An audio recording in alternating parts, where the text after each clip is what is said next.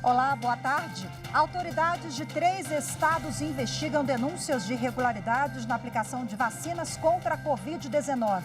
Em vídeos gravados pelas famílias de idosos, profissionais de saúde fingem que aplicam a dose, mas não chegam a injetar o imunizante. No Jornal da Justiça de hoje, vamos falar sobre as penalidades que esses profissionais podem sofrer se comprovado o ato. E você vai ver também. Ministro Alexandre de Moraes, do Supremo Tribunal Federal, suspende lei de Roraima que autoriza o uso de mercúrio no garimpo. Cabe ao Conselho do Meio Ambiente estabelecer normas e critérios para licenciamento da atividade garimpeira. Tribunal de Justiça de Minas Gerais lança programa para destravar obras públicas paralisadas. E ainda mais agilidade. Os detalhes do programa Justiça 4.0 do Conselho Nacional de Justiça. O objetivo é aprimorar as soluções tecnológicas utilizadas pelo Poder Judiciário e, assim, melhorar o serviço prestado à sociedade.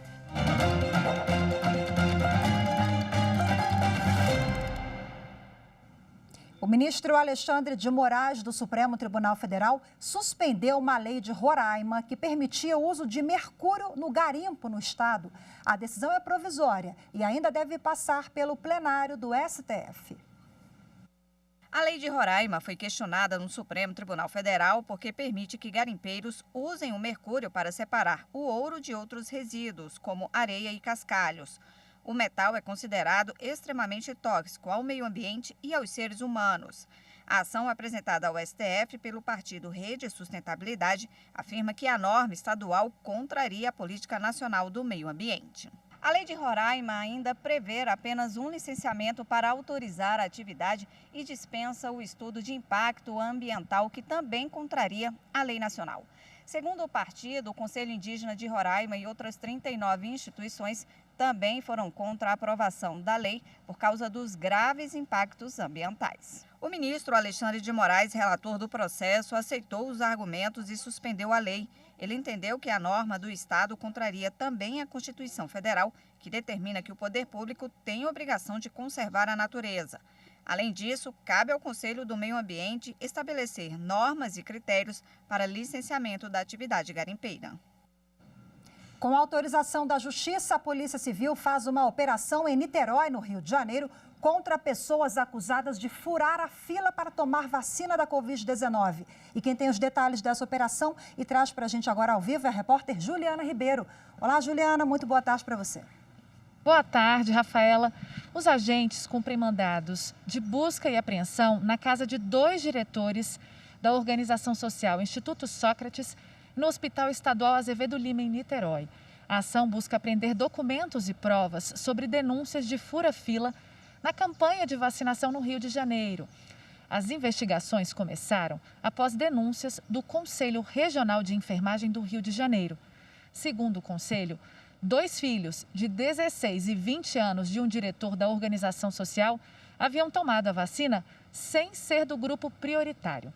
Na última sexta-feira, o Ministério Público afirmou que tinha recebido 565 denúncias de supostas irregularidades em relação aos furas-filas no Rio de Janeiro. Com você, Rafaela. Muito obrigada pelas informações mais uma vez, Juliana. Bom, e continuando agora sobre esse assunto vacinas, a polícia e o Ministério Público investigam denúncias de que técnicos de enfermagens estão simulando a aplicação de vacinas contra a Covid-19. A farsa seria para desviar doses do imunizante. Esse é um crime grave que pode ser punido com a prisão dos envolvidos. Até agora, as autoridades de 3 estados investigam denúncias de irregularidades na aplicação de vacinas. Uma das vítimas foi essa senhora de 88 anos, em Goiás. Ao ser atendida num ponto de vacinação do tipo drive-thru, a técnica usou uma seringa vazia. O Ministério Público apura o caso e acionou as autoridades para tentar evitar novos problemas. A par de toda essa situação, nós prosseguiremos com a investigação para apurar o motivo de não ter sido ali efetivada, né, injetado o imunizante. Então, de toda sorte, né, nós, no primeiro momento, o objetivo é fazer com que esse processo seja aprimorado a cada dia, para que situações dessa natureza não aconteçam. Estaremos sempre recomendando à Secretaria Municipal para que não baixe a vigilância, ou seja, para que a cada dia aprimore esse processo da vacina. No Rio são 4 ocorrências, 2 na capital, uma em Petrópolis e outra em Niterói. Também há registro de denúncia em Alagoas. A fraude tem sido chamada de vacina de vento e o profissional de saúde que comete a irregularidade pode responder pelo crime de peculato, que é quando o funcionário público se aproveita da função para desviar ou se apropriar de bens públicos. A pena varia de 2 a 12 anos de prisão. Bom, e para repercutir o assunto, eu converso agora com a advogada criminalista Jaqueline Valles. Olá, doutora Jaqueline, muito boa tarde, seja bem-vinda. Boa tarde, Rafaela, muito obrigada pelo convite, é um prazer estar aqui com vocês. Pois é, infelizmente, casos que se repetem em todo o país, né? Essa conduta é uma conduta criminosa, é ilegal e imoral também, né? Esses profissionais podem responder no âmbito criminal e também na esfera do conselho responsável, de esfera administrativa também. Sim. Além de ser um ato extremamente desumano, porque você tira a esperança de uma pessoa que vai até o posto de saúde querendo se imunizar, principalmente nessa fase em que nós estamos lidando com as pessoas mais vulneráveis, que são os idosos. É um ato extremamente desumano e muito criminoso. Se uma pessoa for flagrada nesse momento, ela pode ser presa em flagrante, como já falou, por peculato e também por prevaricação. Essa pessoa pode ser incriminada, pode ser presa e também responder a um crime mais grave, se essa vítima tiver alguma consequência pela não imunização. Doutora Jaqueline, uma lei foi aprovada recentemente, nas últimas semanas, pelo Congresso Nacional, que justamente tipificou essa conduta, né? Não tínhamos essa especificação no Código de Processo Penal, mas outros tipos também podem ser enquadrados nessa atitude desse profissional, funcionário público, que de alguma forma se vale do cargo para poder fornecer vacina, fazer com que essas pessoas forem fila. Sim.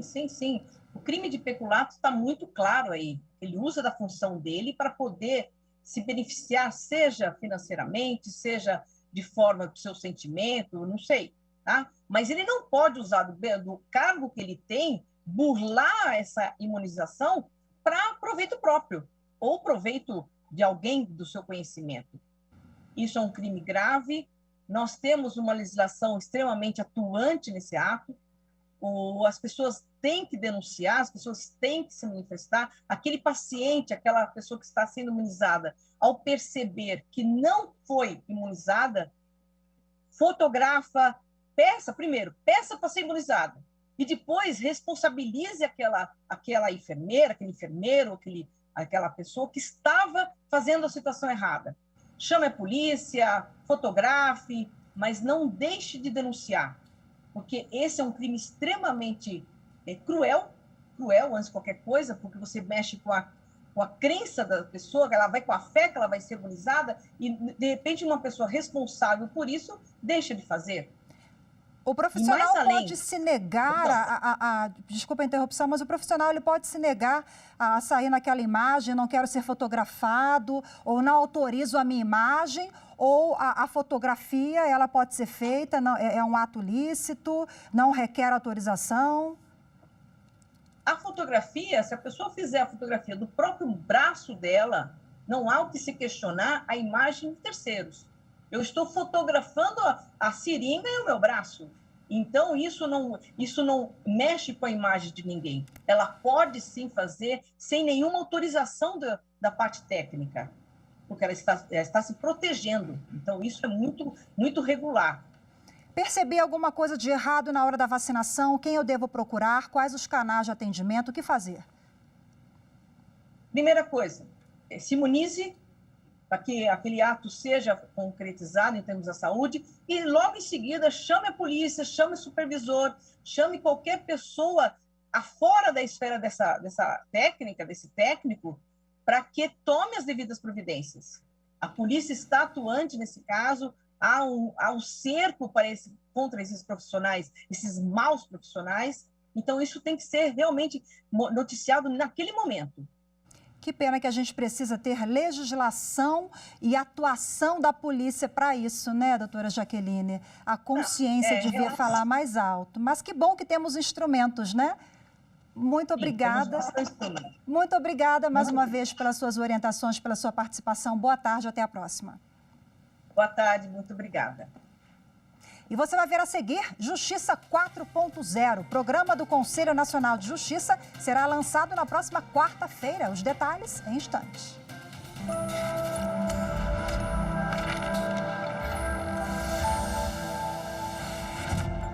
A importância da Constituição Federal brasileira é que, além do fato de ela ser a lei maior do país, discutida e aprovada pelo Congresso Nacional, ela trata da organização política, social e administrativa do Estado brasileiro, a divisão e competência dos poderes, executivo, legislativo e judiciário.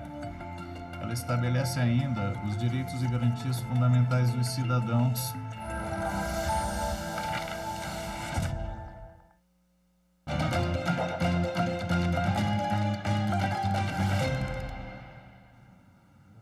Na próxima quarta-feira, o Conselho Nacional de Justiça lança o programa 4.0, um pacote de projetos de desenvolvimento e cooperação em inteligência artificial para qualificar e agilizar o atendimento prestado à sociedade.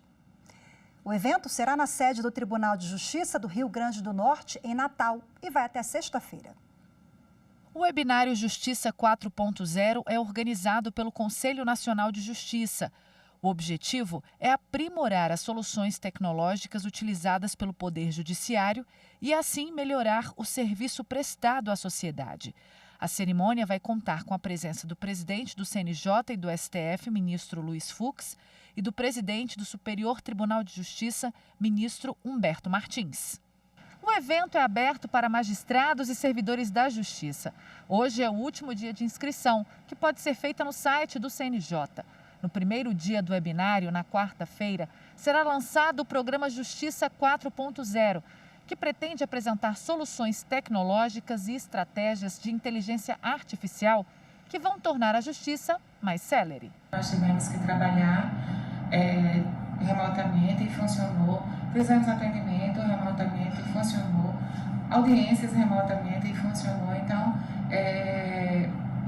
o Justiça 4.0 que é isso, que é inserir o judiciário nessa revolução mesmo, com todas as inovações e os aperfeiçoamentos que a tecnologia pode nos ajudar a prestar um atendimento mais sério e mais efetivo à sociedade.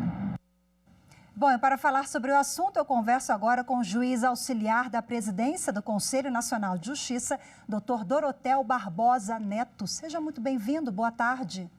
Boa tarde, muito obrigado. Boa tarde a todos. A gente fala muito de celeridade, prestação jurisdicional mais rápida. O cidadão, ele vai perceber, de fato, na ponta ali, essa mudança do Poder Judiciário com a Justiça 4.0?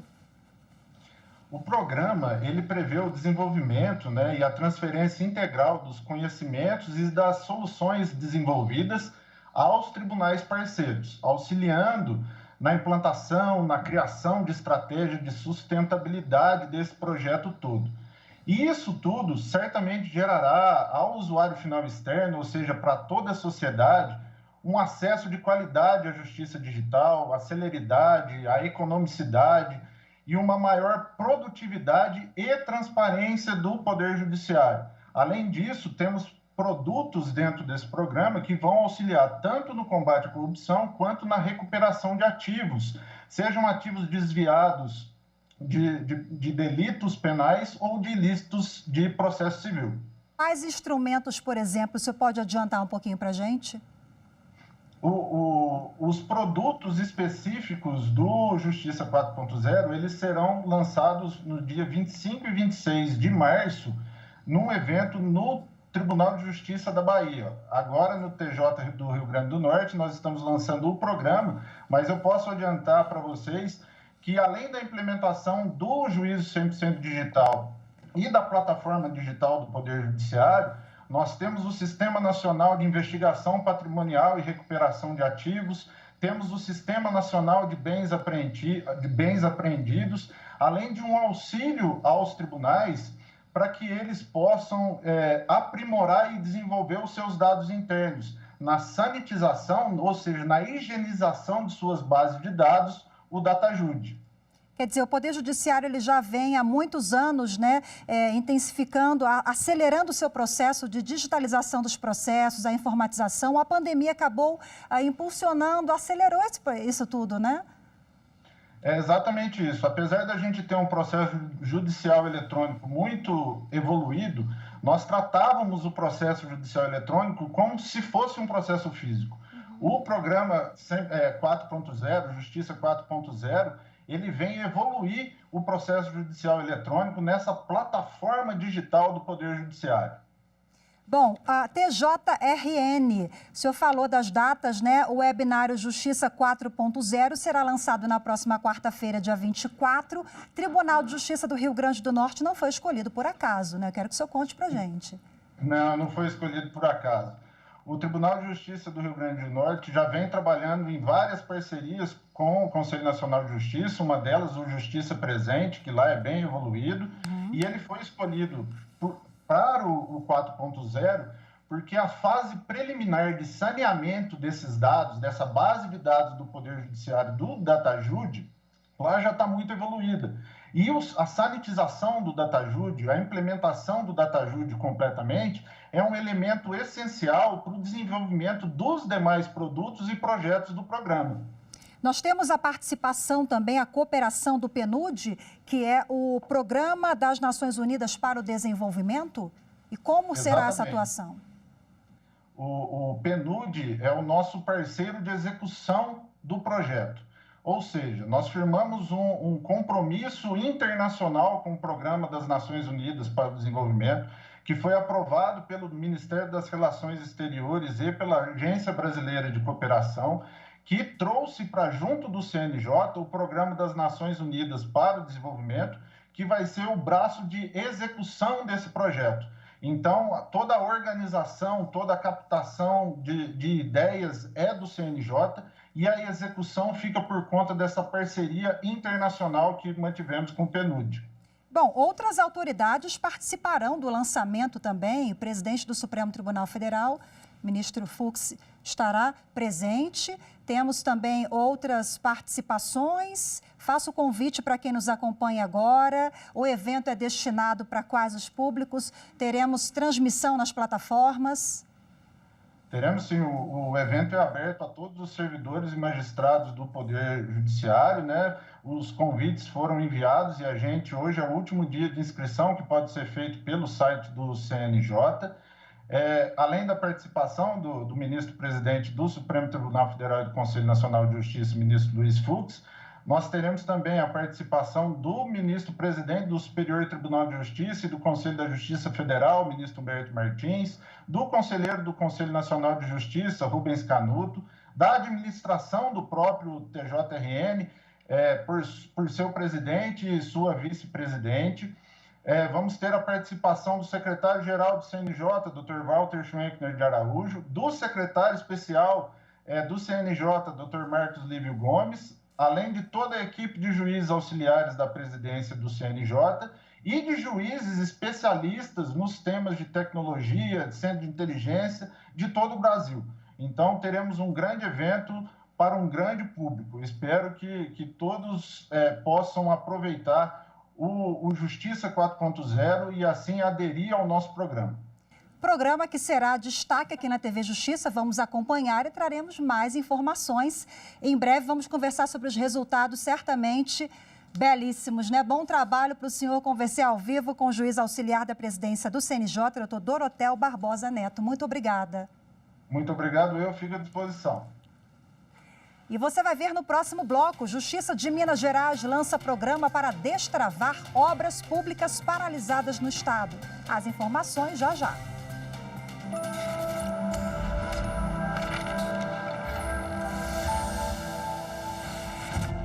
Pensar em direito e não pensar automaticamente na Constituição Federal, para mim, é uma coisa impossível. A Constituição Federal, além de ser a nossa norma fundamental, que dá fundamento para todas as outras do ordenamento, ela é uma norma que trouxe valores muito ricos e muito caros à nossa sociedade, principalmente porque ela foi editada em um momento logo após uma ditadura militar.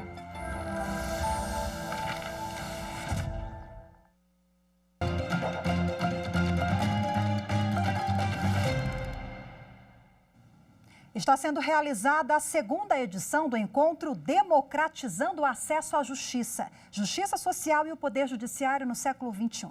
O evento, organizado pelo Conselho Nacional de Justiça, pode ser acompanhado pela página do CNJ no YouTube.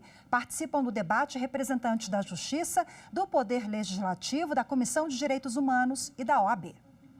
A conselheira do CNJ, Flávia Pessoa, abriu o encontro e falou da importância da união para discutir e mudar as injustiças sociais e econômicas, principalmente em tempos de pandemia.